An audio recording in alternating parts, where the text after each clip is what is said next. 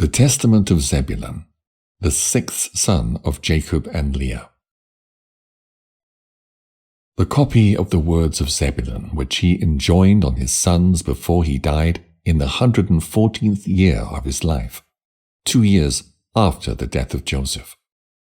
And he said to them, Hearken to me, ye sons of Zebulun, attend to the words of your father. I, Zebulun, was born a good gift to my parents. For when I was born, my father was increased very exceedingly, both in flocks and herds, when with the straked rods he had his portion. I am not conscious that I've sinned all my days, save in thought. Nor yet do I remember that I've done any iniquity, except the sin of ignorance which I committed against Joseph. For I covenanted with my brethren not to tell my father what had been done. But I wept in secret many days on account of Joseph, for I feared my brethren, because they had all agreed that if anyone should declare the secret, he should be slain. But when they wished to kill him, I adjured them much with tears not to be guilty of this sin. For Simeon and Gad came out against Joseph to kill him. And he said unto them with tears, Pity me, my brethren, have mercy upon the bowels of Jacob our father. Lay not upon me your hands to shed innocent blood, for I have not sinned against you. And if indeed I have sinned, with chastening chastise me, my brethren, but lay not upon me your hand for the sake of Jacob our father. And as he spake these words, wailing as he did so, I was unable to bear his lamentations, and began to weep, and my liver was poured out, and all the substance of my bowels was loosed. And I wept with Joseph, and my heart sounded, and the joints of my body trembled, and I was not able to stand. And when Joseph saw me weeping with him, and them coming against him to slay him, he fled behind me, beseeching them. But meanwhile Reuben arose and said, Come, my brethren, let us not slay him, but let us cast him into one of these dry pits, which our fathers digged, and found no water. For this cause the Lord forbade that water should rise up in them, in order that Joseph should be preserved. And they did so until they sold him to the Ishmaelites. And in this price I had no share, my children.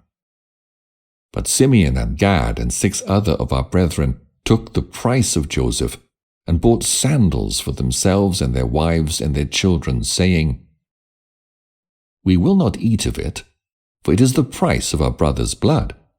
But we will assuredly tread it under foot, because he said that he would be king over us, and so let us see what will become of his dreams. Therefore it is written in the writing of the law of Moses, that whosoever will not raise up seed to his brother, his sandal should be unloosed, and they should spit in his face. And the brethren of Joseph wished not that their brother should live. And the Lord loosed from them the sandal which they wore against Joseph their brother.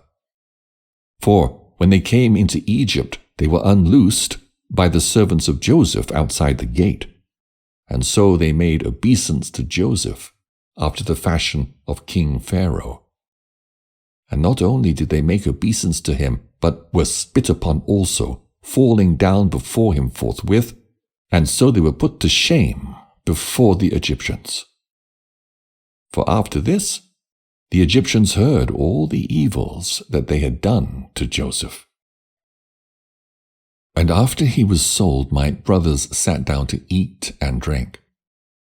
But I, through pity for Joseph, did not eat, but watched the pit, since Judah feared lest Simeon, Dan, and Gad should rush off and slay him.